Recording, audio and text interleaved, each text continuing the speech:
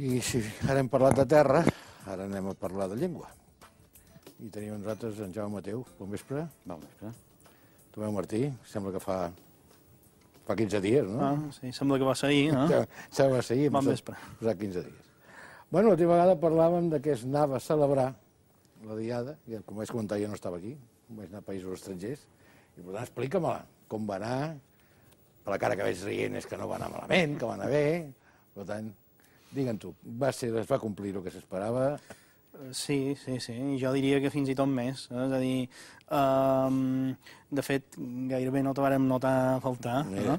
Va venir gentada, va venir molta gent.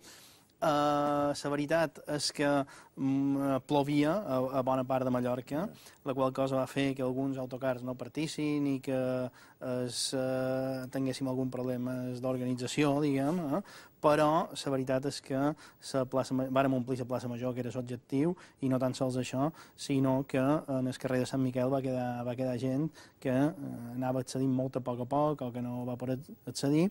Vàrem fer el mosaic, vàrem escriure El futur és nostre, on demà les fotografies dels diaris demostraven que se podia llegir en les irregularitats lògiques del fet que era molta gent, però se llegia perfectament, i va ser un dia extraordinari, magnífic, molt alegre, moltíssima gent jove també. Va ser una diada molt guapa i amb molta d'energia. Bé, això és el que esperàveu.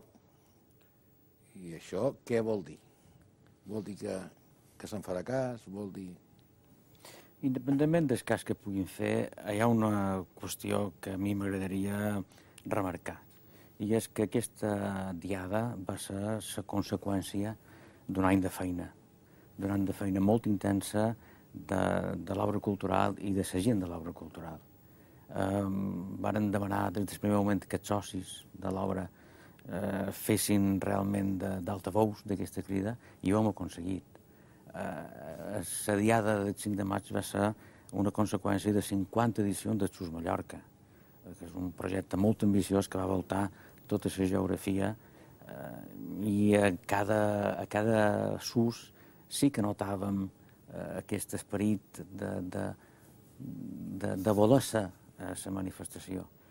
Per tant, a partir d'ara què? A partir d'ara continuar treballant, és a dir, a partir d'ara l'obra cultural continuarà sent capdavantera en aquesta diligència a fer de la nostra identitat bandera, a fer de la cultura pròpia, aquesta cultura de cohesió, aquesta cultura coixí, per totes aquestes altres cultures que ja són entre nosaltres, no?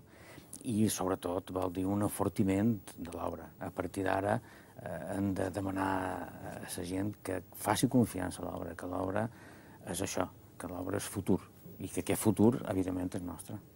Hi ha algunes, igual que abans d'ahir, que et veia presentava els Premis Mallorca, de narrativa i de vers, però hi ha alguna declaració d'algun partit polític, i no cal dir tampoc qui és, que em sembla que a més d'anar endavant anem una vegada enrere, no? Vull dir, torno a sentir... El senyor Estaràs cada vegada que parla la llengua agafa mal d'estómac. És que em preocupa. Vull dir, per mi s'ha quedat a Madrid, no ha tornat. És evident. Vull dir, tot el consens que durant la transició, i fins fa 4 anys realment, efectivament, hi havia hagut un consens difícil, sempre aquestes qüestions són difícils i a segons quins partits els provoca urticària. Però fins fa 4 anys s'havia avançat poc o molt, no en la força que voldríem uns, però sempre s'havia avançat. Des de fa 4 anys, des que hi ha aquest govern de Jaume Matas, no només s'ha estroncat aquesta naturalització del l'ús social, sinó que s'ha dictat en contra. És a dir, si fins fa 4 anys s'havia fet un estatut d'autonomia que deia ben clarament quina llengua se parlava a Mallorca, si s'havia fet una llei de normalització lingüística favorable en tot i per tot en aquesta naturalització, si a nivell educatiu s'havia creat un decret de mínims, és a dir, si s'havien creat tot un seguit de coses, fruit del consens i del diàleg, aquest govern Matas ho ha fermentat tot. És a dir, s'ha legislat per primera vegada en contra de la normalització lingüística, i això és molt greu. S'ha legislat en contra de totes aquella legislació educativa favorable a l'ús del català a l'escola, etc. És a dir, hi ha hagut moltíssimes, molt d'atacs legals en contra d'això. El 2001, el senyor Aznar va firmar la Carta Europea de Llengües Regionals Minoritàries en el suport màxim, és a dir, la Carta Europea determina un seguit de suports a les llengües regionals minoritàries, i ell, el senyor Aznar, va firmar el nivell màxim de protecció, que fet i fet va dir això mateix que diu la llei de normalització lingüística. El Consell d'Europa, el propi Parlament Europeu ha cridat l'atenció a l'estat espanyol per dir que està incomplint aquesta llei. No hi ha hagut cap reacció. Per tant, qui ha sortit del consens, qui ha sortit del diàleg, és evidentment el Partit Popular. Jo, com sabeu, no soc d'aquí, soc d'una comunitat que també es parla català. I jo recordo que de petit, a Catalunya, hi havia el sentiment que des de Franco tenia el convenciment que matant la llengua matava les reivindicacions catalanes. Vull dir que si es aconseguia que realment tots habláramos cristiano, s'havia acabat el broquil. Aquí l'important ja no era ser masó, comunista, no. Si matàvem la llengua, si el català s'exterminava, s'acabava, es prohibia, el matava, ardera, ells estaven convençuts que com el domino anaven caient totes les fitxes. I a vegades penso que no és el mateix, però tinc molts pensaments, vaja, més que l'aigua. Probablement era així. És a dir, nosaltres partim de la base, i crec que això és important dir-ho, perquè moltes vegades hi ha aquest discurs de dir, bueno, si mos entenem ja va bé, no? Sí, això és evident, és a dir, la llengua, una de les funcions principals que té és la de comunicació, i evidentment, quan te comuniques amb una altra persona, cerques un codi de comunicació i ja està. Però no és això només. Una llengua és l'esperit d'un poble, com ha dit qualque poeta, o l'ADN d'un poble, com diuen ara els fulls de la Unió Europea.